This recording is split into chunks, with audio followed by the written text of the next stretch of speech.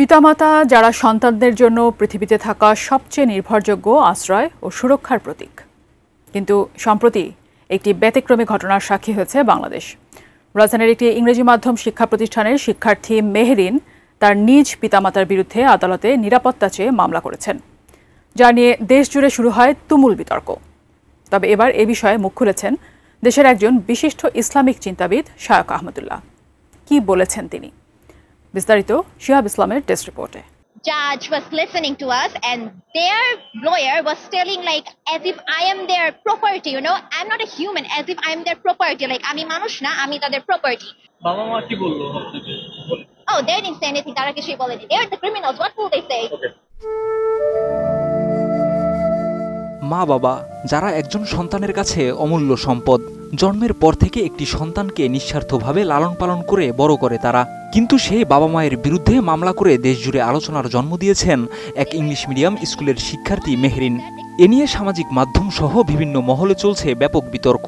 বিষয়টি নিয়ে এবার সামাজিক মাধ্যমে প্রতিক্রিয়া জানিয়েছেন বিশিষ্ট ইসলামী চিন্তাবিদ শায়খ আহমদুল্লাহ।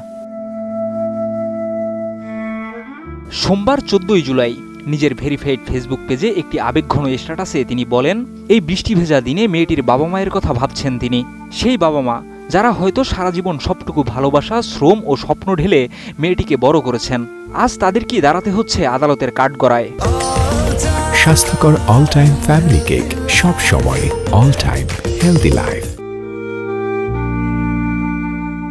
শায়খ আহমদুল্লাহ লিখেছেন, ছোটবেলায় মেয়েটি জ্বরে পুড়লে হয়তো বাবা মায়ের নির্ঘুম রাত কেটেছে তার শিয়রে। মেয়ের প্রত্যাশা পূরণে হয়তো তারা সবসময় সাধ্যমতো চেষ্টা করেছেন, কিন্তু কে জানতো জীবনের মাঝপথে এসে তাদের সেই আদরের সন্তানই একদিন তাদের বিরুদ্ধে মামলা করবে।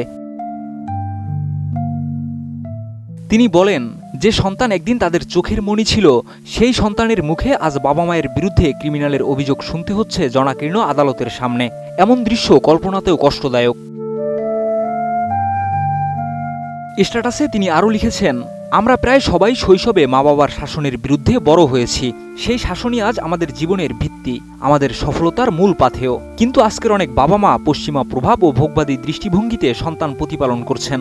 আত্মপরিচয়, ধর্মীয় মূল্যবোধ ও নৈতিক শিক্ষাকে উপেক্ষা করা হচ্ছে, যার ফলেই সন্তানরা হয়ে উঠছে স্বেচ্ছাচারী ও দায়িত্বহীন। তার ভাষ্য অনুযায়ী এই ঘটনাই হতে পারে আমাদের সমাজের জন্য সতর্কতার শেষ ঘণ্টা। তিনি আহ্বান জানান, সন্তানদের শুধুমাত্র পড়াশোনা নয়, বরং নৈতিকতা, আত্মপরিচয় ও মূল্যবোধের শিক্ষাও দিতে হবে। না হলে ভবিষ্যতে আরও বড় সামাজিক বিপর্যয়ের মুখোমুখি হতে হবে সবাইকে। ঘটনার পূর্ণ তদন্ত ও বিচারিক প্রক্রিয়া চলছে, তবে এই ঘটনা নতুন করে ভাবিয়ে তুলছে সমাজ, পরিবার ও প্রজন্ম গঠনের প্রশ্নকে।